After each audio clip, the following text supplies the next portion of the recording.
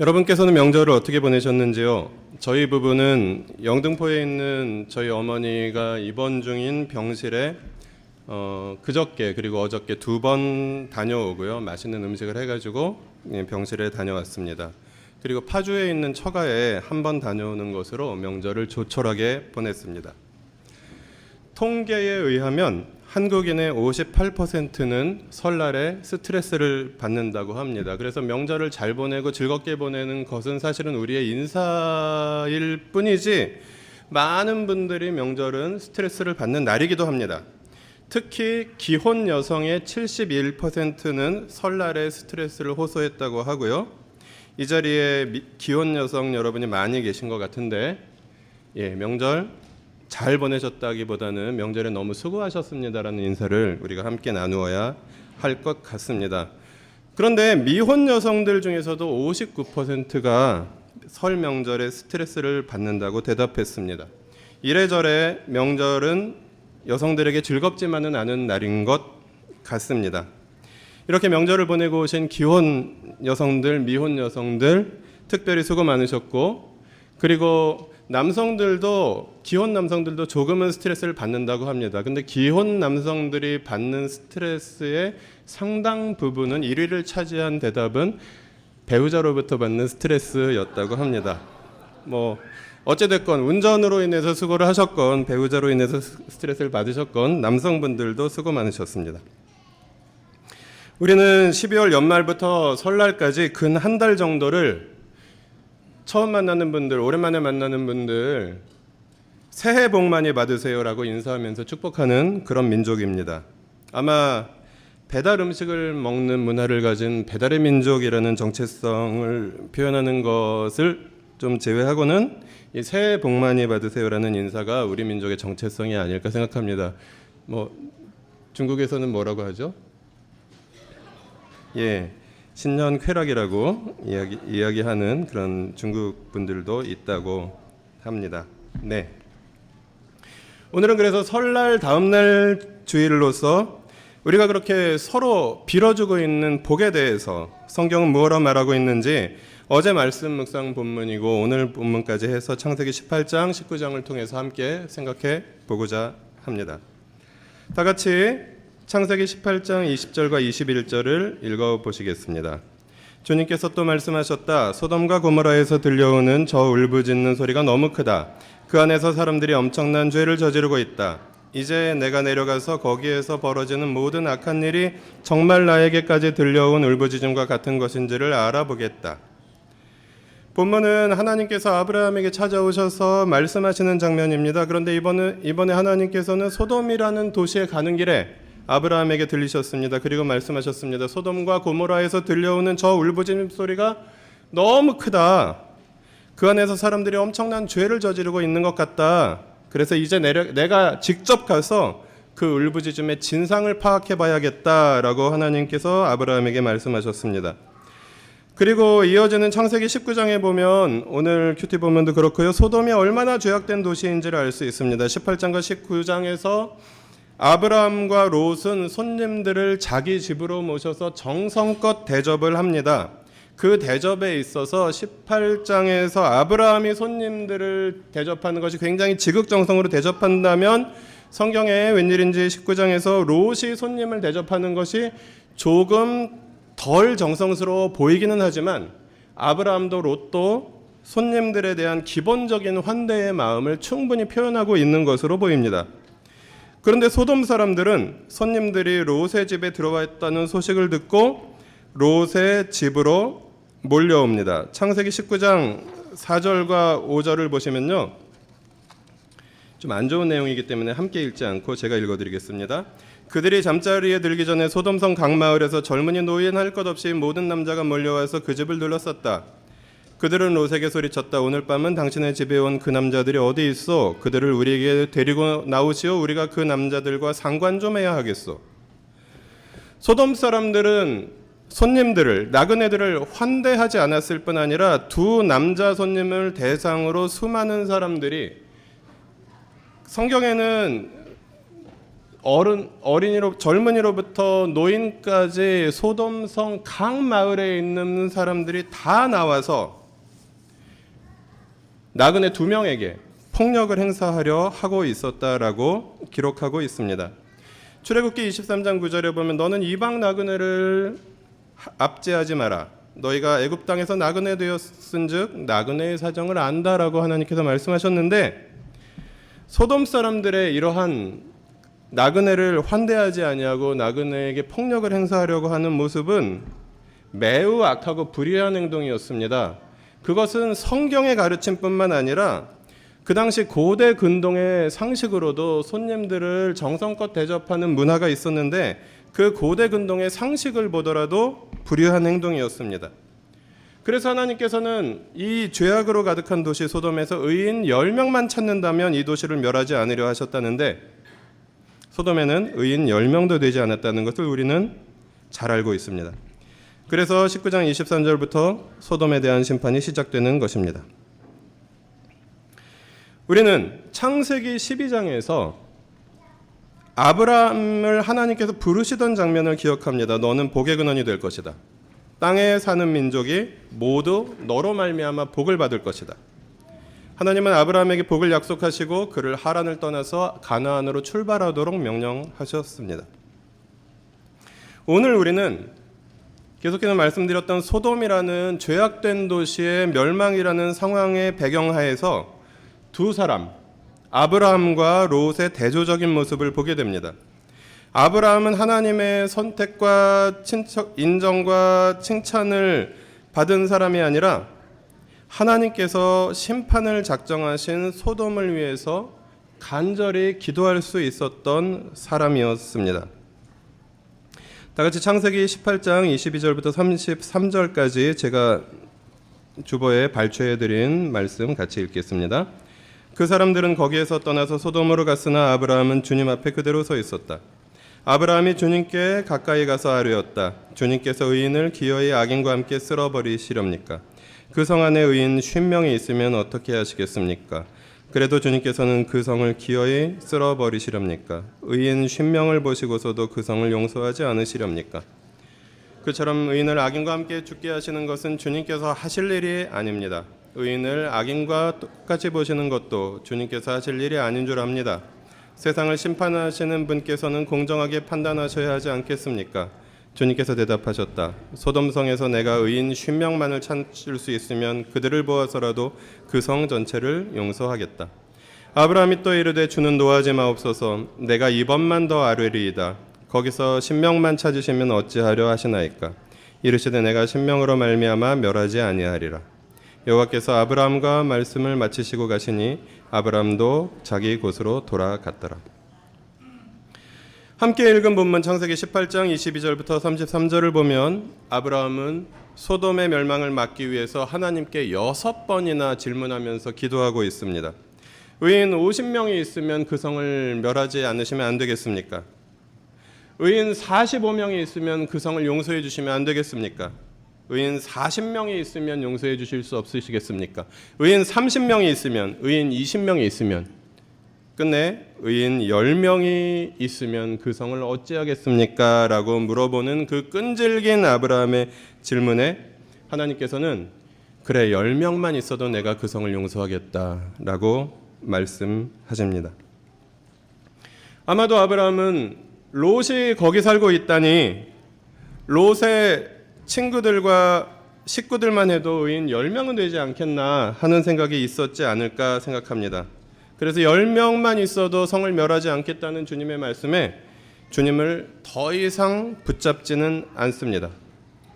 우리는 여기서 아브라함의 따뜻한 마음을 봅니다. 자신과 별 상관도 없는 소돔 사람들, 게다가 악하기로 소문난 그 사람들, 그냥 그 도시가 멸망하면 롯만 빠져나오게 하면 될 것을, 그러나 그 도시의 멸망을 막기 위해서 하나님께 간절히 구하는 그런 헌신적인 모습을 우리는 바라보며 감동을 받습니다. 이것이 바로 아브라함이 복의 근원으로서의 자신의 사명을 자기도 모르게 감당하고 있는 그런 모습입니다.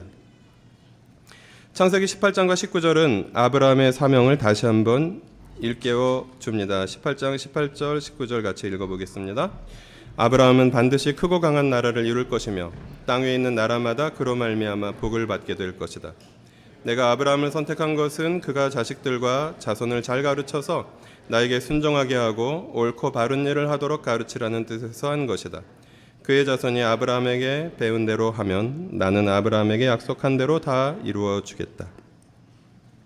아브라함은 크고 강한 나라를 이루어 모든 나라 사람들에게 하나님의 복을 나누어 줄 것이며, 그리고 그 아브라함이 하나님의 선택을 받은 이유는 그가 자식들과 자손들을 잘 가르쳐서 하나님께 순종하게 하고, 그리고 옳은 일과 바른 일을 하도록 가르치라는 뜻이었습니다. 아브라함의 자손이 아브라함에게 배운 대로 하면 하나님은 아브라함과 약속한 대로 다 이루어 주시겠다라고 언약을 재확인하고 계십니다. 여기서 우리는 성경이 말하는 복이 무엇인지 좀 더 구체적으로 배울 수 있을 것 같습니다. 성경이 말하는 복, 아브라함에게 하나님께서 주신 복은 하나님의 길을 걸어가는 것이며 하나님께 순종하는 것이며 옳고 바른 일, 하나님의 공의와 정의를 행하는 일이라는 것입니다. 하나님께 순종한다는 것은 하나님의 도를 지키는 것입니다. 하나님의 말씀을 따라서 살아간다는 것입니다. 옳고 바른 일을 한다는 것은 체데카와 미슈파트, 하나님의 공의와 정의를 행한다는 것입니다.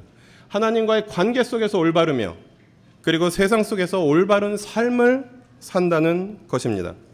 그래서 특별히 소돔과 같은 죄악으로 가득한 세상 속에서 하나님 나라 백성의 삶은 더욱 대조적으로 빛나는 것입니다. 나아가서 아브라함의 사명이 자신이 하나님께 순종하며 옳고 바른 일을 행할 뿐 아니라 자식들과 자손들을 잘 가르쳐서 자식들과 자손들이 하나님께 순종하게 하고 옳고 바른 일을 하도록 가르치는 것이라고 하나님께서는 말씀하십니다.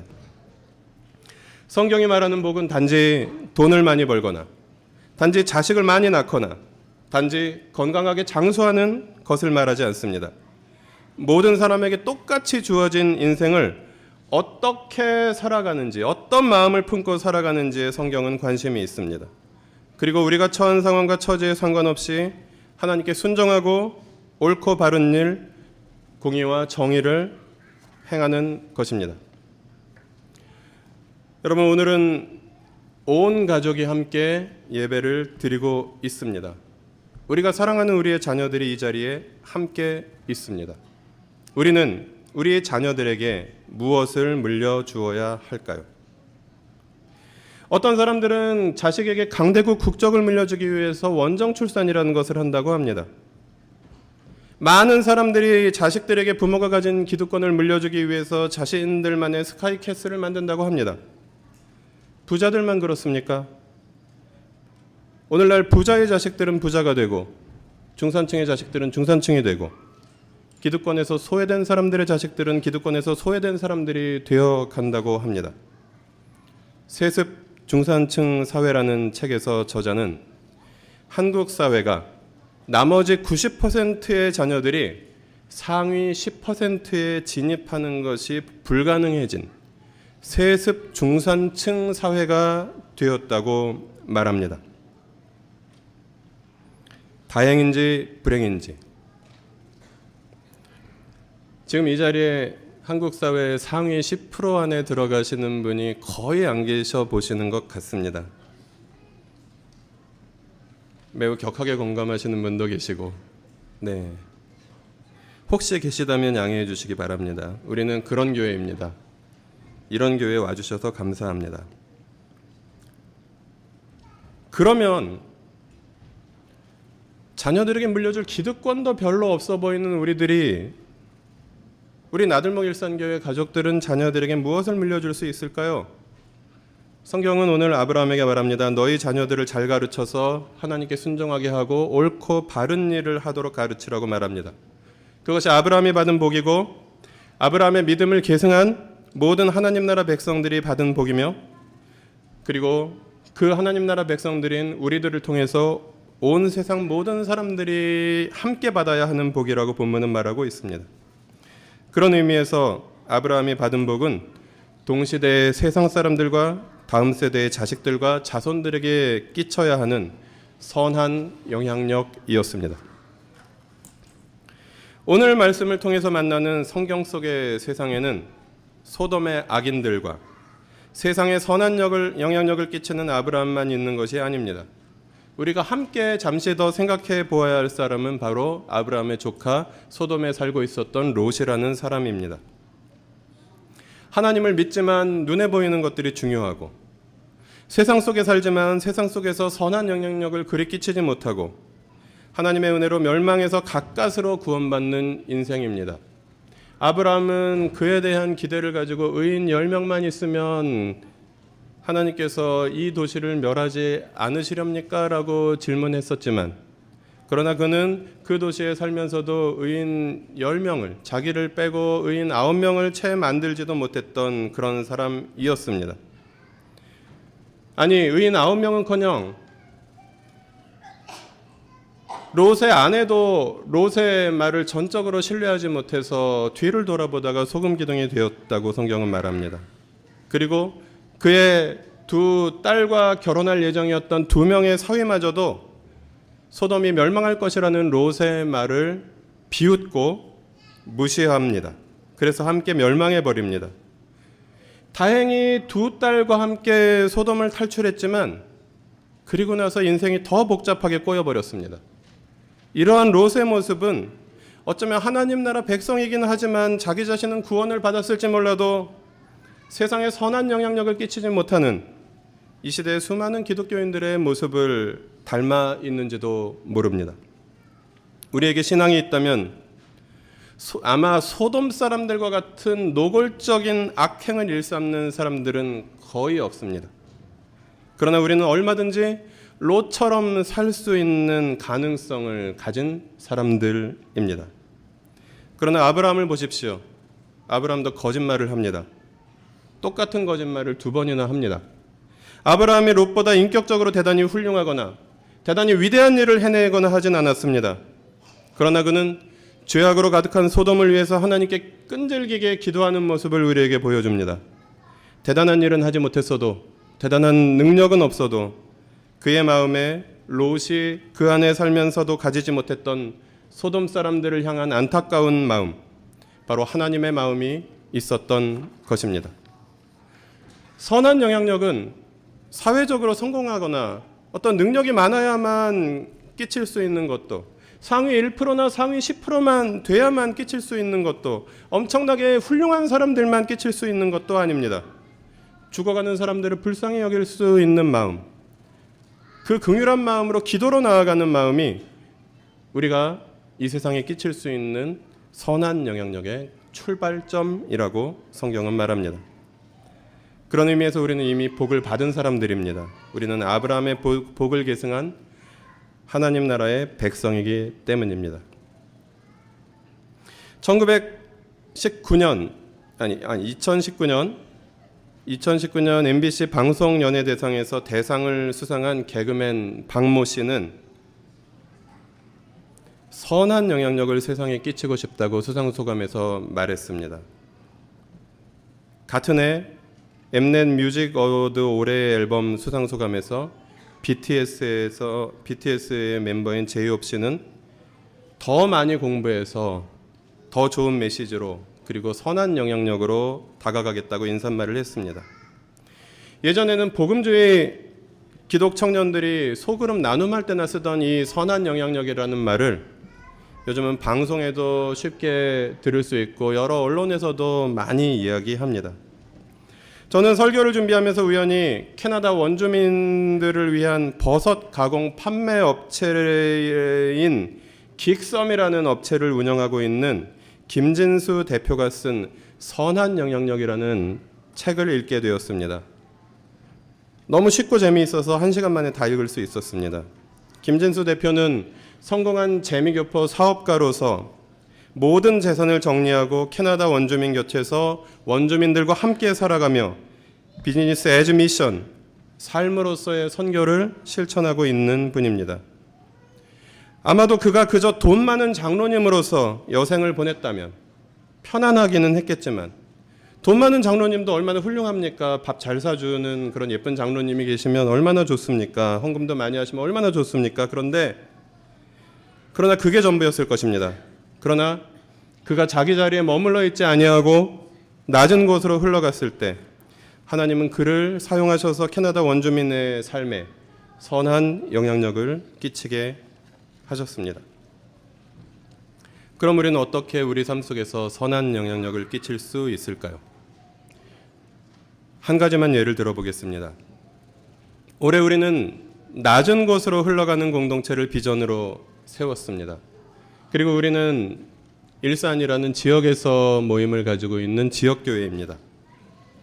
일산의 가장 낮은 곳에는 누가 살고 있을까요?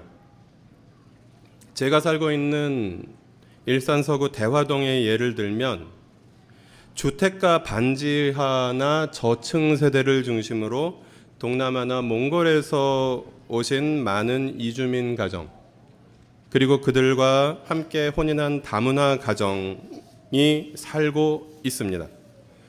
그 가정마다 이주민 여성들과 이주민 아동들이 존재하고 있습니다. 한국말도 서툴고 그리고 모든 것이 낯선 곳에서 그렇게 친구도 별로 없이 살아가고 있는 많은 이웃들이 있습니다.